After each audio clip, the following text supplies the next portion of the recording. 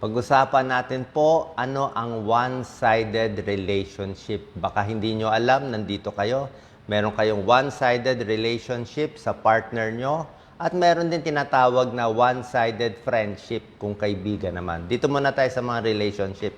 8 senyales na nalulugi ka, ikaw hindi sinusuklian yung pag-ibig mo, madalas binabaliwala ka. Pwedeng babae ang lugi, pwede rin siguro minsan lalaki. So, 8 signs. So, tingnan nyo kung meron kayo. Number 1, karamihan ng pag-uusap, ikaw ang nangunguna lagi. Diba? Kung meron mga issue, ikaw lagi, ikaw nagre-reach out, ikaw nag-aayos ng problema, parang lahat ng effort, ikaw nagdadala. Yung isa, parang pa-easy-easy lang. Number 2, sign, yung mga major relationship or family decision, ikaw ang may kargo. Let's say may problema yung mga bata, may gulo, may issue, ikaw mag-aayos. May gulo sa pamilya, sa pera, sa negosyo, ikaw rin mag-aayos. Major decision, ikaw rin bahala. So, lahat ng stress, lahat ng responsibilidad nasa sayo. Yung isa, parang walang konti lang investment niya. Diba? Lugi ka doon. Number 3, pag nag-aaway kayo, you are the first one to apologize. Diba? Lugi-lugi ka na nga eh. Nag-away, diba? Dapat ikaw pa mag-sorry para matapos lang ang usapan.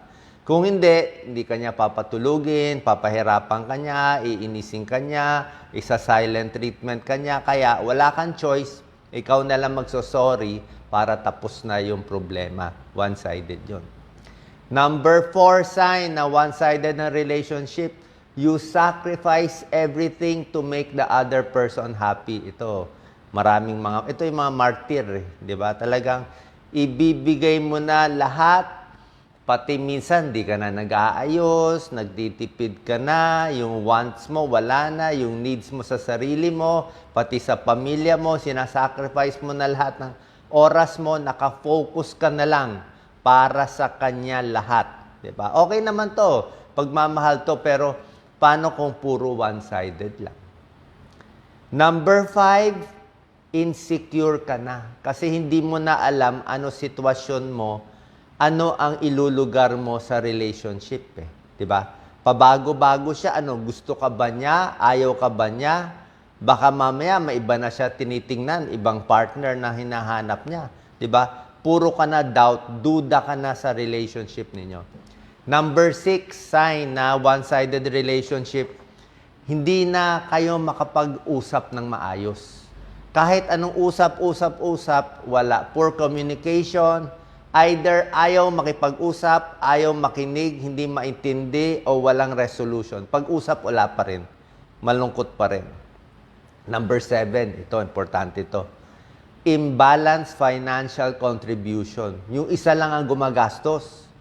Yung isa, trabaho ng trabaho. Hindi natutulog para kumita, tustusan ng pag-aaral ng bata. Yung isa, hindi masyadong walang ginagawa, walang contribution. Diba? So, pag yan, talagang one-sided, ikaw lahat nagtatrabaho. And number 8, ikaw na nagbibigay ng excuse. You make excuse for your partner. Pa sinabi mo, hindi siya makatrabaho kasi masakit yung tuhod niya eh. Hindi siya makatrabaho, paano? Close siya sa nanay niya eh. Hindi siya sanay baka mapagod eh. Kawawa naman, di ba? So, ikaw pa nga nagme-make excuse kasi nga nalulungkot ka eh, di ba? So, maraming dahilan. Bakit one-sided ang relationship? Pwedeng may personality issue yung isa. Baka merong ugali. Baka meron siyang, wala siyang concern sa iyo, wala kayong communication, o baka meron siyang personality problem. Okay? Baka talaga intentional na pinapahirapan ka. Diba? Baka hindi partner ang gusto niya kumuha ng alipin. Pwede rin naman yon. Diba? So, ano impact nito kung nasa one-sided relationship kayo? Ma-stress ka. Hindi ka makakatulog. Baka magkasakit ka pa.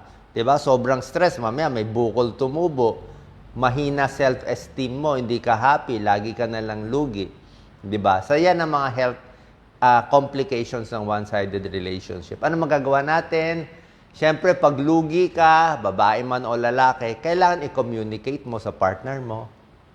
na unti-unti, pwede mo baguhin yung behavior mo, medyo mas strong ka konti, di ba? Kung dati nagpapalugi ka, medyo idiin mo yung gusto mo, kung papayag siya unti-unti. At pwede rin naman mag-therapy. Merong mga counseling or couples therapy, di ba? Kasi ayaw naman natin ihinto yung relationship. Pero pag itong 8 signs na to, medyo hindi ito maganda. Okay? So marami nangyayaring ganito. Martyr masyado isa, kawawa yung isa. Punta naman tayo sa one-sided friendship. Ito naman sa magkaibigan. Medyo iba konti ito. May 8 signs din na yung pagiging kaibigan mo, kasi alam nyo, maraming tao ngayon selfish, makasarili, maabuso. So kung kaya nila abusuhin yung kaibigan nila, tingin ko may kilala kayong kaibigan ganito. One-sided friendship naman. Number 1 sign, pag nag-uusap kayo ng kaibigan mo, puro siya ang topic, siya ang bida, ang diskusyon tungkol sa buhay niya, pinuntahan niya, hindi ka nakasali sa usapan. Okay? Number 2, nagsisikreto na siya sa'yo. Okay, pwede meron siya mga tinatago, baka may konti siyang inggit sa'yo, hindi mo lang alam, diba? Baka may sinasabi siya sa likod mo, so medyo may duda ka na. Number 3, one-sided friendship, hindi mo sila maasahan. Pag ikaw gipit, ikaw may kailangan, nawawala sila, busy sila. Pero pag sila ang may kailangan, nandiyan ka. Number 4, medyo mababa ka sa listahan nila. Ibig sabihin, pag ikaw naghahanap ng meeting o plano, wala sila. Medyo asar na siya sa'yo or frustrated na siya sa'yo. Number 5, medyo yung mga sikreto mo, kinakalat niya sa iba. Delikado to. May pagka-traidor to. Ibig sabihin, mabait sa harap mo, pero sinisiraan ka sa likod. Ito, delikado to. Hindi na to sincere. Kala mo lang kaibigan mo pero hindi lang to one-sided friendship pa. Baka one-sided enemy na to, hindi na natin alam. Kasi yung kaibigan, papunta yan sa inggit Number 6, paulit-ulit yung ugali nilang ganito. Diba? Lagi kang lugi. Number 7, mas marami nakukuha niya sa'yo kaysa nakukuha mo sa kanya. Palagay natin, lalabas kayo, ikaw lagi nagbabayad. Diba? Ikaw lagi gumagastos, ikaw lagi nag-aayos ng, kung may gagawin, ikaw ang workhorse. Diba? Lugi ka naman. Number 8, one-sided friendship, ginagawa lang nila yung conveniente or convenient sa kanila. Tatawagan ka lang nila pag may kailangan sila, text ka lang nila kung kailangan nila wala sila makausap, wala silang pera, walang transportation, kailangan nila ng pabor. In short, manggagamit lang. Diba? Actually, marami tayong friends. Ito, actually, maganda makita nyo sino yung tunay at hindi tunay. Kung meron kayo 100 friends, konti lang ang tunay dyan. Kasi oras na magipit kayo, may problema, magugulat kayo. Maraming friends mo na tinulungan mo all out, in the end, ni konting tulong, ni hi, ni good luck, parang walang paki.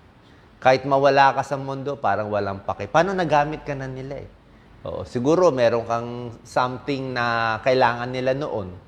So, mas maganda maaga pa, alam mo na yung one-sided friendship para hindi ka na malugi. Sayang ang oras mo sa kanila. How do you test pag tunay ang tao o hindi? Pwede mo i-test na, actually may test ako na pwede mo medyo away-awayin konti. Oo, pag medyo, parang medyo awayin mo siya konti, pag nagalit sa'yo, iba na yun. Sabihin, may tagong galit na yun. Parang konti lang Let's say, meron ka nasabi, nagalit agad sa'yo. May galit na yan. Or humingi ka ng favor. Humingi ka ng maliit na tulong. Kung sa maliit na tulong, ayaw ka na tulungan. Paano pa sa malaki? Diba? So, at least maaga pa, maiksi lang buhay natin. Sayang ang oras natin sa one-sided friendship. Pwede naman tayo humanap ng ibang friends na mas pagkakatiwalaan mo na susuporta sa'yo. Pero sa one-sided relationship, hindi pwede itigil agad. Kailangan siguro tingnan muna natin kung paano maayos. Sana po nakaliwanag to. Ito yung mga bagong psychology tips natin. Favorite ko yung mga psychology and psychiatry tips para maging masaya at healthy po tayo. God bless. Share po natin.